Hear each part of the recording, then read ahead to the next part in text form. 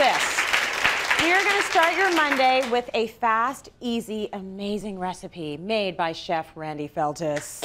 And it is going to be a stew. It is going to be a beef stew. Yes, it is. But when people think of beef stew, they think of, you know, heavy, and I'm in the kitchen for hours and I'm stirring this very heavy beef stew. It's not like that. It's light. The seasons are changing, Yes. right? Spring is coming. We got to get ready for spring. So we're going to do the exact opposite of a winter dish.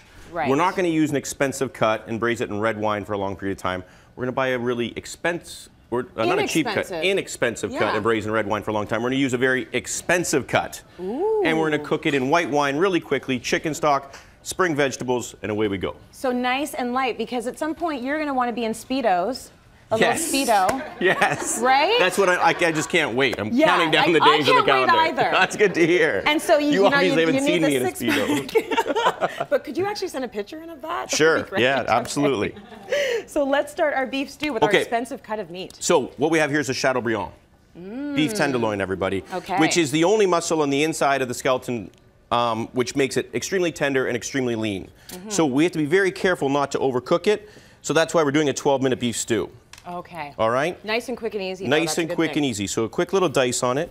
Tracy, you've got a knife over there. You're going to cut up. You want me to do something with this? Yes, I do. You're good at this. Your skills are coming along, right? What shall I cut for you, I Chef? want you to cut up the fingerling potatoes nice and thin. How would you cut these? Oh, thin? On a bias. On a bias. I understand. I don't even know what that means. But everything kind of has to be cut in the same kind of thickness. Right. Right? If I cut a nail, Randy, Oh, boy. Yeah. Just grin and bear it and keep going. It's not going to be good. It's television, Tracy. We're going to make that happen. I know.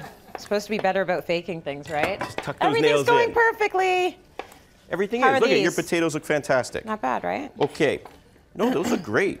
Okay, good. So we've got our beef into some hot oil. When do you know it's hot? Well, put your hand above it. Don't put your hand in it. Because it might be really hot. And you can feel the heat, waters. right? Yeah. And you'll see it just start to smoke a little bit. And you just want to hear that kind of sizzle, right? That is the sound you want. So what we're looking for is a little bit of caramelization. So, Chef, the better cut of meat you get, then the less amount of cook time you need, right? True. It's already almost there. So it just needs a little bit of help. I did up some carrots as well. We've got some red pearl onions, right? The trick to these, blanch them in a little hot water. You have a cappuccino machine, hot water, 1 minute, and they peel. You won't cry as much either because, you know, nobody wants to cry when you're peeling onions at home. That's a good idea, okay. Yeah, do you like that? Yeah, I like that. Good tip. Basically, what we're doing is a little bit of a sear on the beef, not a lot.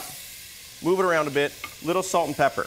Now, how do we build flavors in 12 minutes? Did you do the salt and pepper already? I did, but it always needs a bit more, Trace. Sorry. That's all right. I was trying to be proactive. Very proactive. Yeah.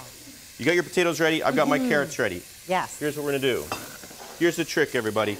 Because it's only 12 minutes, we can't cook our beef for 12 minutes. So as soon as you get a bit of color in the bottom of the pan, out it comes. Just let it sit and watch the rest of the game until the final 1 minute, and it's going back in. Okay. All right? All right. In go your potatoes, Trace. Carrots. There we go. All right? Your carrots are so nice and colorful. They're nice, aren't they? Little heirloom lovely. carrots, right? You can add a little bit of garlic. You could add your onions, right? And we're just gonna sweat these out a little bit, right? All right. Now, here's the flavor building. You ready? Okay, build that flavor. You see in the bottom there, it's starting to caramelize. Yes. Right? A little bit of white wine. Hit it with the Pinot Grigio.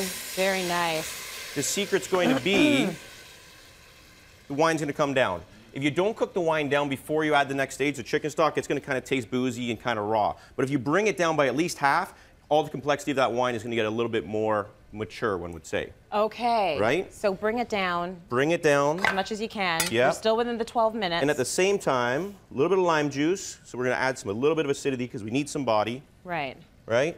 And then just And then watch it. watch it. Watch the wine it comes go. down by half. You ready for this? I'm ready. Touch of chicken stock. You can use veggie stock. We really don't want to add beef stock because that's going to be a little too heavy, a little too dark, right? And then so the as ways that that comes you're down, lightening up then, you want to use a light stock, you want to use the white wine.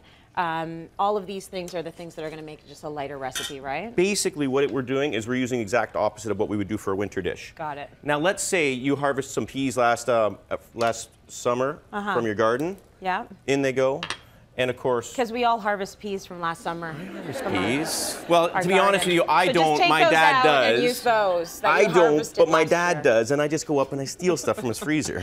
I know. It's nice, I think you know? it's amazing that your dad has a farm. Like that's good. That's a chef's dream. It's good for really. the food cost. I'm not going to lie to you. So last minute, the beef goes in, and then here we go. You want to have just enough, so you don't want it to be a soup. You want it to kind of be a stew. So Right. just enough broth. Here it is. Very nice. Right? And nice and clear. And rather because than... Tracy cut the potatoes so nice and thin, Yes. everything cooks at the exact same time. Perfect. Tracy, I've got one more job for you. Oh gosh. Just I was that like, much, I was so proud of myself. I that did a much wow. green onion, really, really thin. Okay. What I'm going to do is what's called a quenelle. And I know the show's called Lighten Up, but if you're going to allow me to put sour cream in a dish, I'm going to use 30% sour cream. Okay. But how we're going to lighten it up is just use a little bit. This is called a quenelle, three-sided little football on top. That's what it's called? Quenelle. I didn't know that had a name. That's So cool. you know what? If you use a good product, though, you don't need a ton of it, right? Not at all. You get good flavor in just a little And bit. it's going to give the broth a bit more body. Yes. Final touch: fresh horseradish, beef. You know, little sour One cream. of the ugliest looking root What are you vegetables doing? I've ever seen. But just smell that. Smells good. Smells like flavor country, Tracy. Yeah, it smells very A little good. bit of green onion. And there you go. 12-minute beef that. stew. Your kids will love that. Your family will love that. Give it up for Randy Feltis. That was beautiful. That was That was Is that nice. something you do at home? Yes, that's something Great. Leo would do at home.